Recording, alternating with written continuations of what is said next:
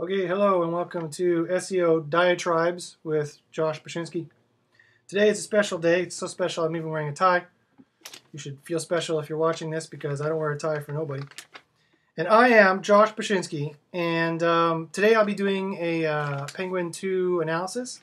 It's been about a week or two since it's been released, and I've managed to analyze quite a number of sites, and so I've got some anecdotal observations on how it works.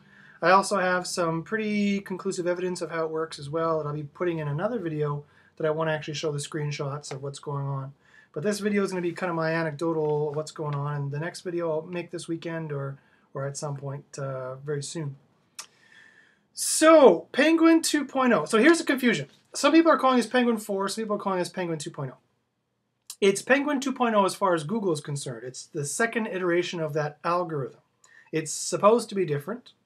The way it's supposed to be different is that Matt Cutts admitted on the Twitch show or something like that, some online video show he does, that Penguin 2.0 digs deeper into the backlinks, the semantic latent index of the sites. So whereas before Penguin you had backlink page and it linked to Penguin hit page, now it looks like Penguin 2.0 has like backlink page, backlink page, backlink page with tiers of backlink pages behind them, all linking up to this page.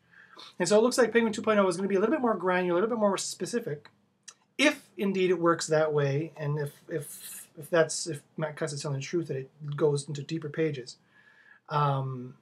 Then that means that it's going to be a little bit more specific in terms of the entire semantic latent index being over-optimized over a certain threshold, right? Because that, is, in the nutshell, is how Penguin 2.0 seems to work. And I've got a lot of different sites I've analyzed that kind of show this. The most important one is my Orange Platoon Cucumber experiment. If you haven't seen my Orange Platoon Cucumber experiment, by all means, check it out. It was a video I made for SE Nuke a few months ago. And I'm going to use the same set of sites for my Penguin 2 experiment. They show exactly what's going on very well. But there's also the Sell Used Laptop site. Although that site, ironically, which spurned off this whole Penguin 2.0 kind of nonsense. It was leaked to Google, and they said, oh yeah, Google's going to hit this site hard. And it wasn't even hit. 8:30 a.m. on May 23rd, sellusedlaptop.us was still ranking. I tweeted it and called Matt Cutts out on it, and then lo and behold, 24 hours later, on May 24th, it was suddenly not ranking.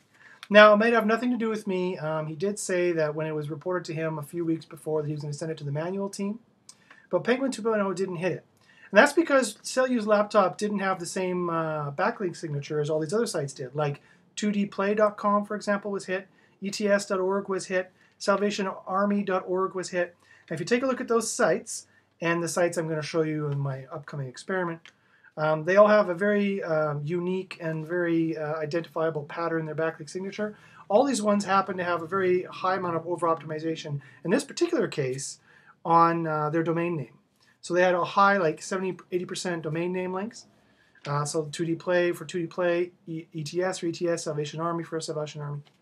Either in the .org, either in the URL link or in a standalone link, it doesn't matter. It's the same keywords, right? And so they have pretty high over-optimization on those keywords. That is what this iteration of Penguin seemed to be looking at. I theorized early on that it could be looking at spun text. It doesn't look like Penguin 2.0 is looking at spun text at all yet, because I've got a lot of sites using spun text that were hit, and I've got a lot of sites using spun text that weren't. And so I analyzed the difference, and that seems to be it. So another thing about Penguin 2.0, when it was released on May 23rd, is that a lot of people who were hit by Penguin 1, they did get bounced out. So if you did enough to clean up the over-optimization in your backlinks and on page, right? Because remember, your semantic latent index, if these are all the pages linking to you, and this is the page that they link to, it's across all these pages that you have, see the keyword red apples. If a certain percentage of the keywords on all those pages, not quite keyword density, but something similar to that, is above a certain threshold, then the negative PageRank juice seemed to fold over, if you will. If you mentioned a bar graph, and you're like, yeah, these pages are really about red apples. You know, they have red apples in the URL, red apples in the title. The keyword anchor text is red apples. Well, then you hit a certain threshold, you start to go over that. That's the red zone where the negative link juice seemed to fold over. And then all these pages were hit. These pages were hit, this page was hit. And this page was hit the most because all these pages kind of linked, all these pages kind of linked to this. That seems to me, if that rough hand, my hand diagram explains it for you, that seems to me to be how Penguin 1 worked and how Penguin 2 is working even more, because it seems to add in more links in Tier 3 and Tier 2 backlinks as well. Not only so, so if you manage to fix that, if you cut off the link juice pointing to this page, or if you fixed all the links and all of them, so they weren't so over-optimized, then if you disavow the links or deleted them, or just changed them all, then those people seem to have popped out in previous iterations of Penguin 1, and also in this iteration of Penguin 2, it did release some Penguin 1 sites. It also hit some new sites. So if you're hit by it, definitely get someone to do link analysis, and so they can find the Penguin links. Just do not go and throw all of your backlinks into the disavow file, because you will essentially negative SEO yourself. If you just went and willy-nilly stuck links and you were all scared, and running around like a chicken with your head cut off, and I don't mean to belittle your plight for people who are hit by Penguin 2, but if you're running around like a chicken with your head cut off and you threw all your links that you thought might be bad because you felt guilty into the disavow file, if you threw a lot of them in, if you only threw a few in there, don't expect to get popped out.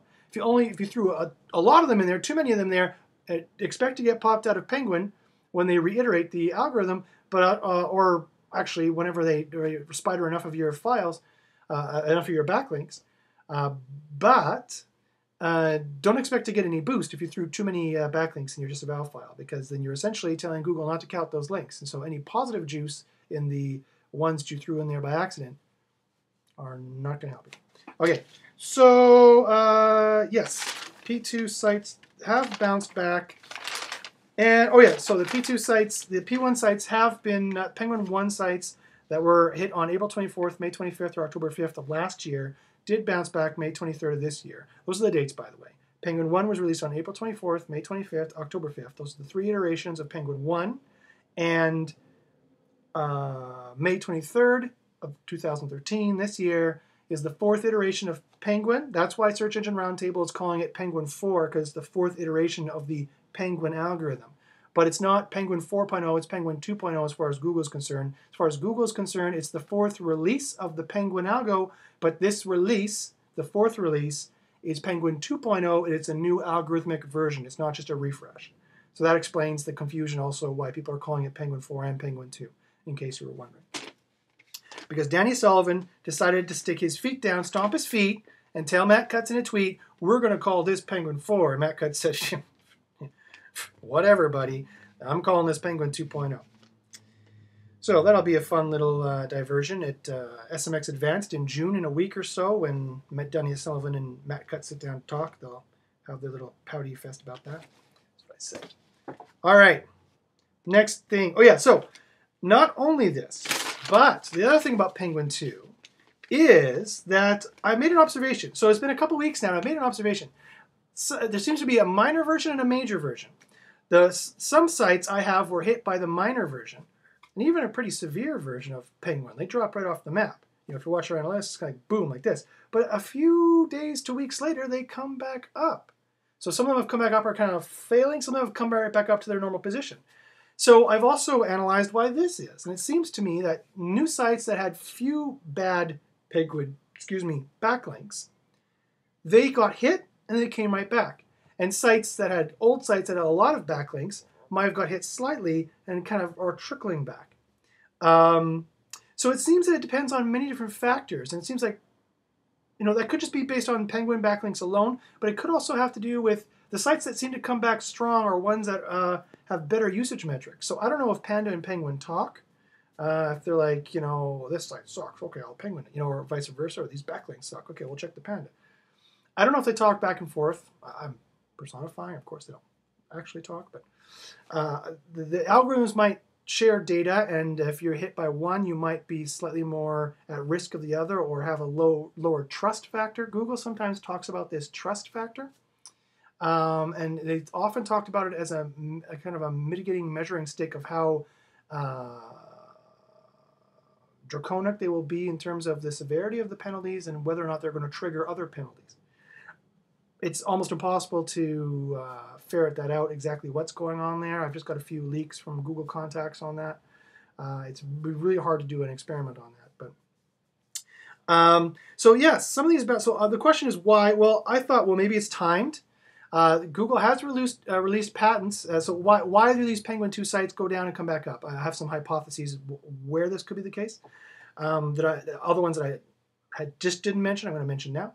One, they could be timed. Remember, Google has released patents to the effect that they will hit a site with a penalty and they will watch what the site owner does and see what links they remove to change their algorithms to determine whether or not they will release a site or not, or to determine what is a bad link or a black hat link or not.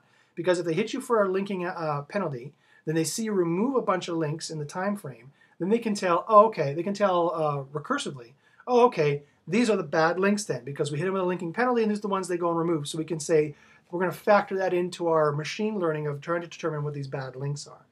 So that could be what they're doing, right? They hit a bunch of sites that were on the cusp. They don't know if they're bad sites or not. I haven't disavowed any links yet. I haven't done anything for my main sites because I'm still gathering data and figuring out what's going on. Quite frankly, most of my main money sites that I do for my biggest clients and for myself didn't really get hit that bad because I'm not over-optimizing. Even though I'm doing some black hat stuff on some of them. And some of them are not at all. Some of them are quite white hat. I haven't done any bad linking to them. Of course, a couple of those got hit as well, which of course is the irony to it all. They say, don't do black hat SEO, but some perfectly white hat sites get hit as well. And they think it's just a fringe case. They think it's only like 1 or 2%. I think it's higher. And even if it is only 1 or 2%, that's still a lot of people, right? And I personally, that doesn't fit with my ethics that you can go ahead and do that. I do not subscribe to the utilitarian theory of ethics. There's your philosophy for the day. Okay, so it could be timed. And so when those sites were on the cusp, no one did anything to them. They go, okay, then they put them back. I don't know. It could also be, too, because even worse competitors have been removed. And so now we got hit as well, but other competitors were hit worse. And so we're trying to fill in the places that they were taking. That's entirely possible. And 3, it's also possible that competitors of mine are disavowing links like crazy because they're scared. And so they're negative SEOing themselves as well, and they're bringing themselves down. And so my sites, where I haven't disavowed anything, have or still got that link juice, good or bad, and they're trying to fill out those spots as well. So the moral of the story, boys and girls, is to always have an SEO who knows what they're doing. Yeah, like me. The moral of the story is always to wait a week or so, and do not shoot yourself in the foot. Do not run around like a chicken with your head cut off. Get an SEO to do an analysis who knows how to determine the difference between worthless links and useful links, between bad links, between non-suspect links, between links that Google will probably find and links that probably Google will not find. Because the SEO does a lot of black hat SEO and so knows exactly what they're finding and what they're not. I have like 200 sites in real niches and fake niches that I totally control, and I know exactly what Google is doing. Well, that's an exaggeration. I don't know exactly what Google is doing. I know very closely what Google is doing because I can tell by the different sites and what I've done. So, okay, so that is my Penguin 2.0 analysis. I hope that helps. I will be providing some evidence to actually back up what I've been saying. I have some evidence that I think pretty clearly shows my analysis, my hypothesis of how Penguin 2 works. It has to do with the semantic index of all the backlinking pages and the page they link to. And it's almost like a mathematical algorithm. It's like, okay, your semantic index, you are about red apples because all your backlink pages have red apple in the URL and title and backlink in red apples in the anchor text, or just these ones do. So the majority does. And then they all link to this site here. Which also is over-optimized on red apples, because that's what we do, right? Red apples is an example, right? We have redapples.com, in which we're red apples in the title, and we have red apples in the keywords, and we have red apples in the titles, and the title attributes, and we have red apples, a couple times in the text, because we want to make sure Google knows we're about red apples. Of course, we don't need to do that. We haven't needed to do that for years, because Google is already very good at knowing what a page is about, and it will rank you. Even if red apples doesn't show up on your page anywhere at all, but your red apples adjacent, like green apples or rouge apples, right? Rouge, of course, is French for red. So they'll still rank you for it if it's a synonym, right? So you don't actually have to have any of those things there. Usually, sometimes, most times. So I think that's how Penguin 2 is working. I think it could provide evidence to prove this. That's what I say. So yes. So and I plan to do that this weekend, hopefully. Okay. So the other leaks. There are other leaks. Do not hang up the phone yet, ladies and gentlemen. There are other leaks that Google routinely puts out, and I have them here, and I want to mention them as well because I don't want everyone just to think that Penguin's the only important thing. There's still Panda. There's still these other algorithms that we have to deal with. Okay, so one thing, just a reminder, if you're doing a site move or restructuring, remember, this can cause deranking, especially if you do not properly 301 ahead of time the old links, the old pages to the new pages. If you don't properly do the 301, huge site moves and site restructuring can cause deranking. So make sure to do this when you're not in your busy time. If your busy time is June, July, August, do not do the site structure and move in May or April because you might not get your rankings back yet. Make sure you do that in October or December, right? So you have enough time to make sure Google respiders everything. Also, to make sure they respider your site on a regular basis, have an updated sitemap that is done with a program and uploaded to Webmaster Tools, and make sure the sitemap is never wrong. If you do this, they will crawl all your pages on your site within a few days. Also, if you're doing that and or that doesn't work, if you make sure that your pages have refreshing content on them, like a Twitter feed or a fax, did you know, that can make the spider come back on a regular basis as well. And also make sure that they know your site is trusted and of higher quality. I find that sites that are untrusted and are of suspect quality are crawled on are not updated frequently, are crawled on a less frequent basis. Okay, so there's that. Where'd my pen go? I cross these off as I'm going. Oh, I can't find my pen. My kingdom for a pen? All right, fine. Okay,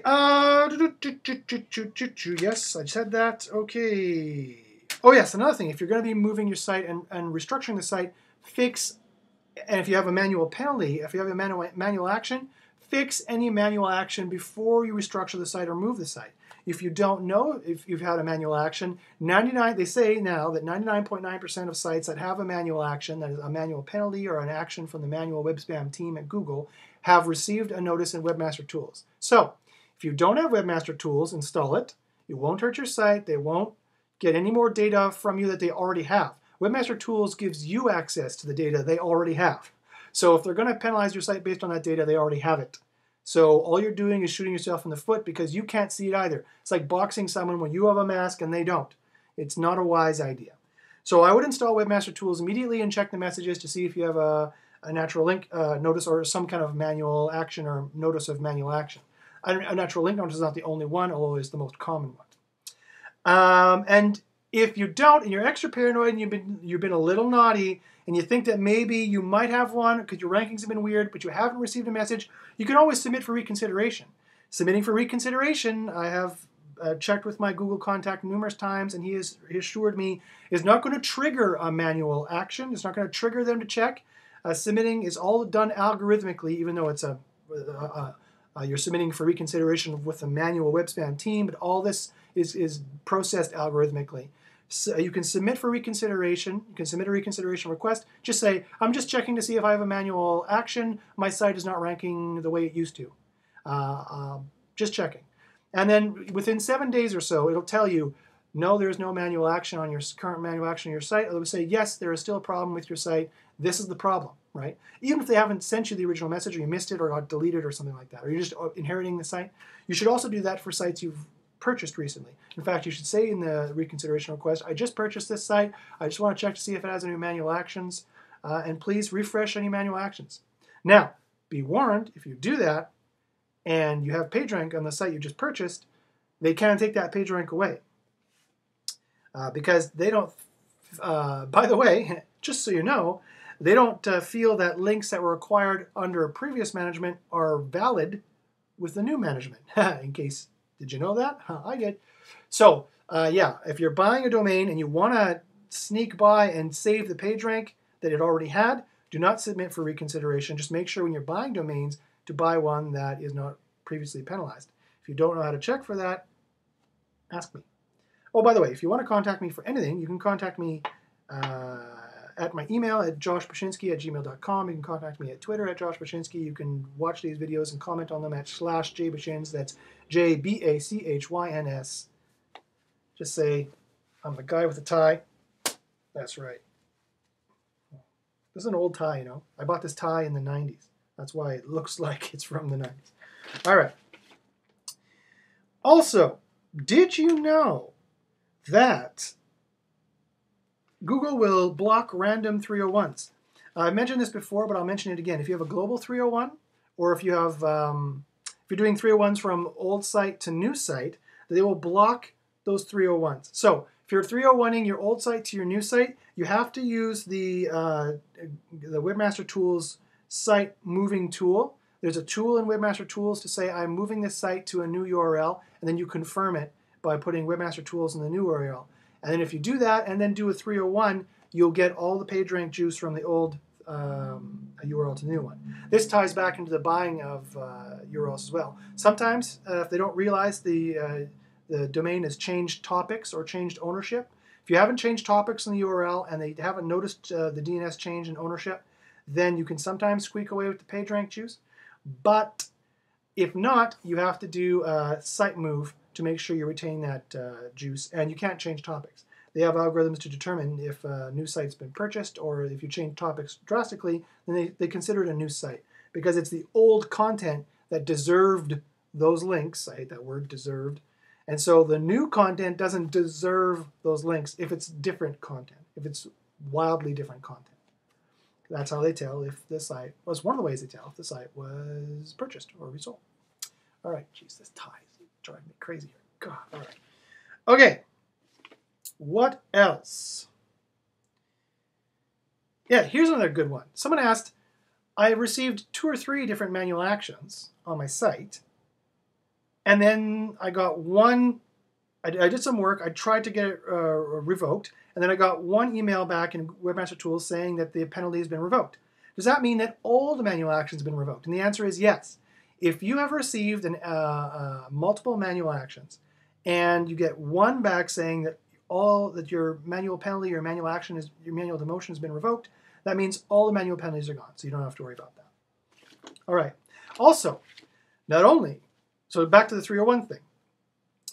If you're changing from site A to site B, make sure if, I know this is difficult, but Google says that they want you, believe it or not, they want you to keep site A registered in the domain name thing and keep the 301s there forever. Otherwise, you will lose that link juice. You have links pointing to this site and they're forwarding over to this site here. You will lose the link juice because you'll lose the route when the 301 is gone. They say either you have to keep this 301 here forever, or you have to change all the other backlinks in cyberspace to point to the new site and not the old site. So yes, you do have to keep that site to 301, all the old link juice. If you want to lose the link juice, because it's a clever way of doing link routing, you can then get rid of it and then start afresh on the new site. Or you have to change the links and email people are linking to you, or however you have those links, or you're paying for them, or email them and say, change the link to my new site, please. And then you can get rid of the old 301. But you have to keep that old domain and the old 301s forever. Otherwise, you'll lose the route. And if you lose the route, you'll lose the link juice, because they won't know who to point that link juice to.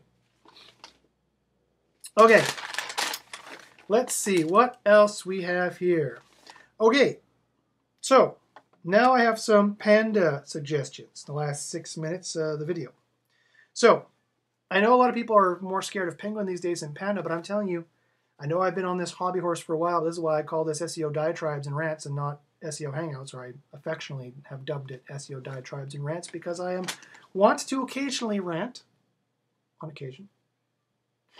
So, okay, so yes. So, I asked John Mueller if, May 24th, this is from all, by the way, this is all from the May 24th Hangout, other than my Penguin analysis I did. I asked him, is it just traffic that comes through the SERPs that, you know, depends on what they do, they like the site or not, they come back to the SERPs and they click some other option? Is that more what Panda worries about, or does Panda worry about general traffic as well? And he seemed to imply very strongly that general traffic does matter for Panda as well. So insight, click-through rates, returning visitors, time on page, possibly even bookmarks. People are bookmarking your site. That'd be a good indication it's a good site, right? That'd be like a link. So clearly they can track this through the Chrome browser. They can track this through any browser with the Google PageRank toolbar installed, or any toolbar installed that has PageRank in it. They can also probably track this through Firefox, because quite frankly, they dump a lot of money into Firefox, and there used to be a thing that you have to agree to share your data with Google to download Firefox. They don't have that anymore, but I don't know if legally they got around it somehow. But so, and remember the ex-Googlers I mentioned last week, the ex-Googlers, Pedro and those guys who used to work for Google, did say that trust them. If they can track it in Chrome, they are. So it seems to me that general traffic, it was very strongly implied to be a factor for Panda, and so you have to watch that stuff, right? So if you don't know how to watch that stuff, contact an SEO who knows what they're doing. I have a tie on. Clearly I know what they're doing.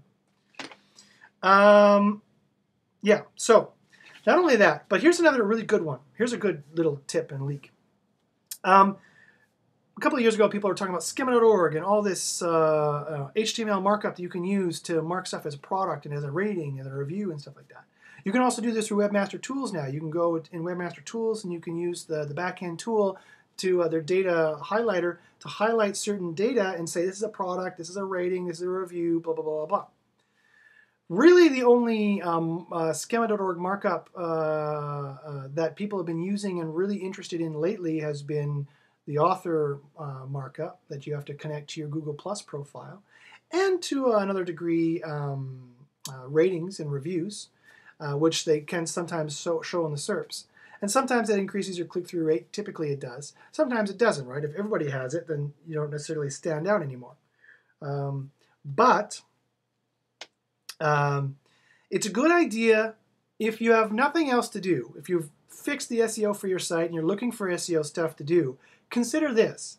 Mark up everything. Use the data highlighter in Webmaster Tools if you don't know how to do the markup, or do the markup and highlight everything, because make no mistake, the knowledge graph is here to stay. In fact, this is the way the Google SERP is going to be going. You know that knowledge panel with all that information on the side and all the extra information they show about products and all the extra information they show about, you know, they're doing it for everything now, local everything. Every little bit of information they can use it for, because this is where Google wants to go. Google wants to get to the point where it's like a talking computer in Star Trek. Amit Singhal has admitted this numerous times, that this is where they want to go with Google Plus, Google Local, the Knowledge Panel. All of it is going to be inclusive. All of it's going to be included. Gmail, it's all going to be included in Google Search. And they want to be able to define all the data so that if you say, Google, what are the best products on losing weight? Best pills, herbal pills on losing weight. They want to be able to show you big pictures of them and show you all this information, and they have to mine it all from websites. Of course, there's also the Google Shopping as well. They're going to plug in there. So if you sell these kind of products that can be in Google Shopping and you're not in there yet, get in there, or at the very least, mark up all of your data with products and whatnot. Because the worst thing that can happen, that cannot hurt you, the worst thing that can happen is that down the road, they've seen you've done that, they're going to show you in different ways, in more highlighted ways. And trust me, guys, this is coming. This is the way they're going. This is what they're doing. So get on it sooner rather than later. Right now, it's not so important. If you have other things to fix, if you have a Panda problem, fix that first, obviously. If you have a speed problem, fix that. If you have a page layout problem, fix that. If you have a Penguin problem or backlink problem, obviously fix that first. If users are not enjoying your site, fix that first. But once that's all fixed and good, then you're looking for extra stuff to do, if that ever happens, think about using the schema.org markup. And go to schema.org, schema.org, and you can use that markup, or use the data highlighter in Webmaster Tools. Trust me, if they go so far as to make a frickin' tool for in Webmaster Tools, it's important to them. And they want webmasters to do it, and they will show it. So if you showed it, you're above board, you can get that information there. Not to mention the authorship markup and the ratings markup as well, of course. People are already enjoying the increased click-through rate from having that. So if you can have that, if you have that kind of info query where smiling face, and you have to have a good Google Plus picture that shows your face well, and it doesn't hurt if it's a sexy person or a good-looking person. That will increase click-through, or a professional-looking person. like that, right? Ha ha, ha! If the guy's wearing a tie, it doesn't hurt because obviously someone who has a tie on, their IQ is 10 points higher than everyone else who doesn't. I'm being facetious, of course. But that's the common psychological perception, right? Trust me, whenever I teach a course, I wear a tie because if I don't wear a tie, the students don't listen to you. But I shite you not. If you're wearing a tie, suddenly your IQ must be 20 points higher and everyone pays attention. Anyone who works in sales also will probably understand what I'm talking about. Okay, so that's all my ranting for today. That's half an hour. I'm taking this tie off. I'm not wearing this tie anymore. That's it. Forget the tie. That's SEO Rants with Josh Bachynski. So watch for my video coming up for Penguin 2. I'll have some good proof as to what actually is going on there. And but I think my anecdotes for my regular listeners, I think that will be enough for anyone who knows what's going on. But if you are the kind of person who likes evidence, kudos to you. I'll be presenting that hopefully this weekend. If not, maybe next Tuesday. So good luck in the SERPs. Ladies and gentlemen, I apologize for the chest here. It's probably extra too sexy for this video, or not sexy at all. So good luck in the SERPs, and you can tell me how you like my chest hair and my tie in the comments. And we'll see you next week.